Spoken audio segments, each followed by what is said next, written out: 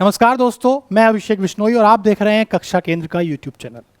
आज बात करने वाले हैं एक ऐसे पद की जिसका महत्व इतना ज़्यादा है कि भारत की सबसे बड़ी सरकार की पैरवी वो व्यक्ति करता है जो उस पद पर होता है।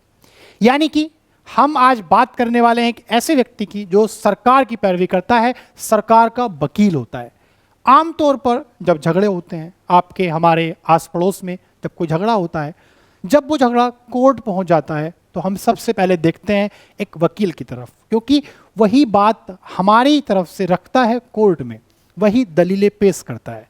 तो ऐसे ही जब सरकार हमारी गवर्नमेंट किसी डिस्प्यूट में फंसती है तो उसकी पैरवी करने के लिए उसको भी देखना होता है एक वकील। लेकिन वो यानी कि सरकार आपकी और हमारी तरह कचहरी के चक्कर नहीं काटती, बल्कि उसने पहले से ही ये काम एक व्यक्ति विशेष को दिया होता है और उसी व्यक्ति विशेष के बारे में जानना है जरूरी।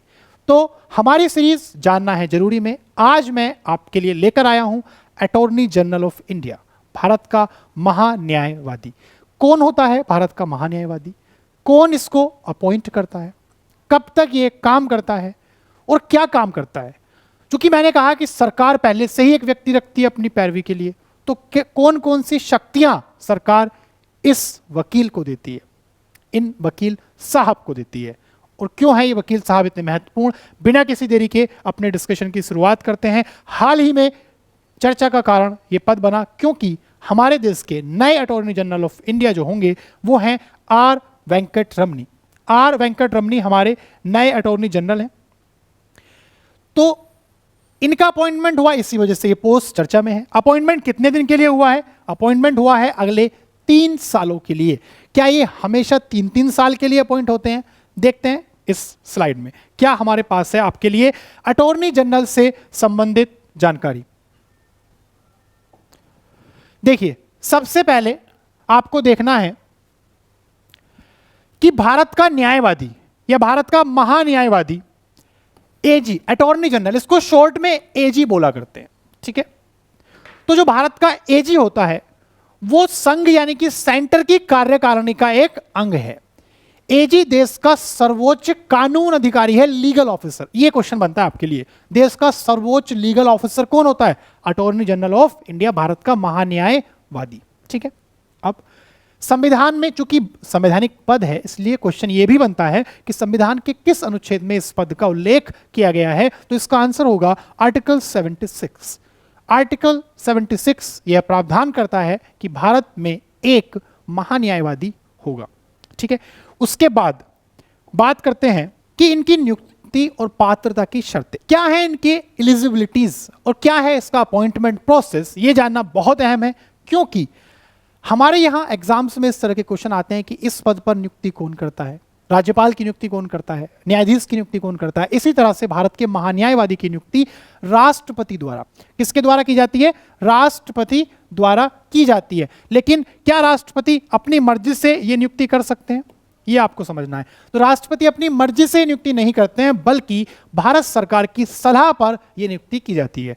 इसी तरह कौन है वो व्यक्ति जो ये पद को धारण कर सकता है, यानी कि क्या है इसकी पात्रता की शर्तें, तो उनको देखते हैं। एक ऐसा व्यक्ति होना चाहिए जो सर्वोच्च न्यायालय का न्यायाधीश नियुक्त होने के योग्य हो। मतलब कोई भी ऐसा व्यक्ति जो सुप्रीम कोर्ट में जस्टिस बन सकता है, वही व्यक्ति भारत का एजी भी बन सकता है। और आपको पता होना चाहिए सुप्रीम कोर्ट में जस्टिस होने के लिए जो एलिजिबिलिटीज हैं उसमें कम से कम 5 साल उच्च न्यायालय का न्यायाधीश होना चाहिए, या फिर 10 साल का अनुभव हो उसको वकालत करने का किसी हाई कोर्ट में, या फिर अगर ये दोनों नहीं है तो वो राष्ट्रपति की नॉलेज में एक क्या होना चाहिए? एक्सपर्ट होना चाहिए, लीगल टर्म्स का लीगल नॉलेज उसको होनी चाहिए, ठीक है। उसके बाद नेक्स्ट क्या है देखते हैं। नेक्स्ट हमारे पास है नियुक्ति और पात्रता में कार्यकाल की अवधि, यानी कि कितने टाइम वो व्यक्ति अपने कार्यालय में रहेगा, ये आपको बताया जाता है। लेकिन कब बताया जाता है? जिस अपॉइंटमेंट लेटर को जारी करते हैं राष्ट्रपति, उसमें यह लिख कर आता है कि इतने साल के लिए रहेंगे। अगर उसमें ड्यूरेशन नहीं लिखी है तो जनरली यह मान लिया जाता है कि जब तक सरकार चाहेगी, जब तक सरकार दोबारा राष्ट्रपति को सलाह नहीं देगी किसी नए अपॉइंटमेंट के लिए, तब तक वो आमतौर पर कार्य करते हैं। और भारत में ऐसा ट्रेडिशन रहा है कि एक सरकार के बदलने पर पिछली सरकार द्वारा नियुक्त न्यायवादी या महान्यायवादी इस्तीफा दे देते हैं, क्योंकि वो पिछली पॉलिटिकल पार्टी के द्वारा अपॉइंट थे इस लिहाज से। नेक्स्ट देखते हैं क्या है। नेक्स्ट आपको जानना जरूरी है कि इनके कर्तव्य और कार्य क्या है, ड्यूटीज क्या है इनकी, उसके बारे में बात करते हैं। सबसे पहली और इंपॉर्टेंट ड्यूटी जो मैं आपको बता रहा था कि भारत सरकार की पैरवी करते हैं, और भारत सरकार की पैरवी के साथ साथ ये सभी कानूनी मामलों में, ये क्या करते हैं, सभी कानूनी मामलों में भारत सरकार को सलाह देते हैं जो राष्ट्रपति द्वारा उससे भेजे जाते हैं। जो भी लीगल मैटर प्रेसिडेंट रेफर करते हैं इनको, उसमें गवर्नमेंट ऑफ इंडिया को एडवाइस करते हैं। उसके अलावा कानूनी रूप से ऐसे अन्य कर्तव्यों का पालन करना जो उसे राष्ट्रपति द्वारा दिए जाएंगे। मतलब राष्ट्रपति जो भी लीगल टर्म्स इनको रेफर करेंगे उन सब पे इनको एडवाइस करना है, किसको, राष्ट्रपति को, प्रेसिडेंट को और गवर्नमेंट ऑफ इंडिया को, भारत सरकार को।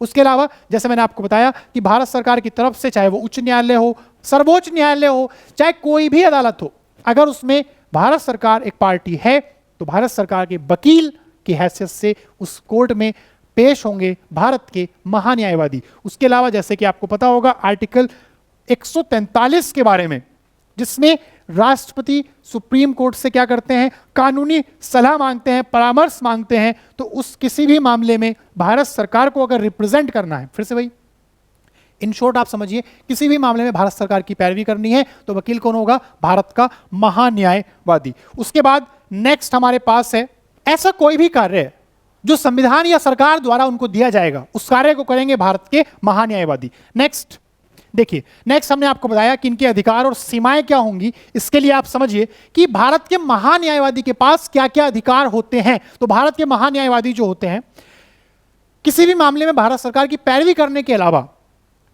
केंद्रीय कार्यपालिका के दोनों सदन यानी कि लोकसभा और राज्यसभा में उसकी कार्यवाही में भाग ले सकते हैं। जैसे सांसद लोग भाग लेते हैं उसी तरह से ये भी भाग लेते हैं, लेकिन सांसद में और इनमें एक बेसिक डिफरेंस होता है कि सांसद को वोट देने का अधिकार होता है वाइल वोटिंग। जब मतदान होता है तो सांसद वोट करते हैं। एजी को, भारत के महान्यायवादी को, इस तरह का कोई भी अधिकार प्राप्त नहीं है। वो वोटिंग नहीं कर सकते, सिर्फ पार्टिसिपेट कर सकते हैं, सिर्फ बैठ सकते हैं, सुन सकते हैं, बोल भी सकते हैं, अपनी बात रख सकते हैं, लेकिन वोट नहीं कर सकते। ठीक है। उसके अलावा वह उन सभी अधिकारों और उन्मुक्तियों के हकदार हैं जो एक संसद के सदस्य को प्राप्त होती हैं। बिल्कुल सही बात, संसद के सदस्य को जो भी अधिकार मिलते हैं वो सारे अधिकार भारत के महान्यायवादी को भी मिलते हैं। देखो, उसके अलावा एक और इंपॉर्टेंट बात है, भारत सरकार ने इनको अपॉइंट तो किया है, लेकिन ये सरकारी नौकर नहीं है। सरकार ने इनको वकील रखा हुआ है, अपना नौकर नहीं रखा है अपना। इसलिए इनको ये नहीं कहा जा सकता कि आप प्राइवेट अपनी एडवोकेसी जारी नहीं रखेंगे, किसी के लिए वकील का काम नहीं करेंगे। हाँ, लेकिन यहां मैं आपको एक बात बताना चाहूंगा, वो सिर्फ सिविल मामलों में प्राइवेटली किसी को रिप्रेजेंट कर सकते हैं, प्राइवेटली किसी की पैरवी कर सकते हैं।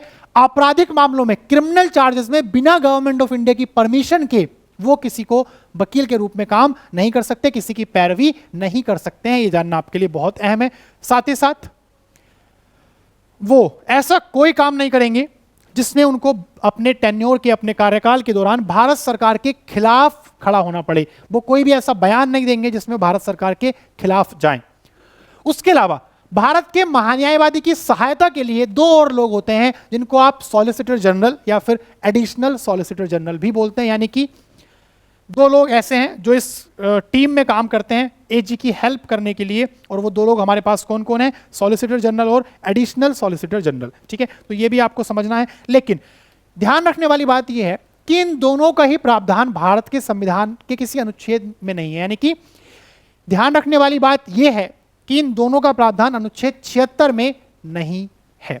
ठीक, इसके अलावा क्या खास जानकारी आपके लिए है तो मैं आपको यहां बताना चाहूंगा कि भारत का महान्यायवादी ऐसे किसी भी मामले में भारत सरकार की पैरवी करेगा जिसमें भारत सरकार के खिलाफ कोई राज्य सरकार पार्टी है, भारत सरकार के खिलाफ एक से ज्यादा राज्य सरकार पार्टी है, या फिर भारत सरकार के खिलाफ किसी व्यक्ति ने कोई केस किया है। इसके अलावा भारत सरकार को किसी भी कानूनी मामले में किसी भी परामर्श की आवश्यकता होती है तो सबसे पहले वो किसको कॉल करेगी, सबसे पहले हमारी सरकार पूछेगी, हाँ भाई वकील साहब इधर आ जाओ और बताओ क्या करना है, इसमें कैसे निकलेंगे इस मुश्किल से। तो इस तरह के कानूनी मामलों में सलाह देने के लिए भारत सरकार के वकील के रूप में कार्य करते हैं भारत के महान्यायवादी। कैसी लगी आपको ये हमारी जानकारी, बताइए हमें कमेंट सेक्शन में। ऐसी ही जानकारी के लिए जिनको जानना है आपके लिए जरूरी, जुड़े रहिए हमारे यूट्यूब चैनल कक्षा केंद्र के साथ। Thank you.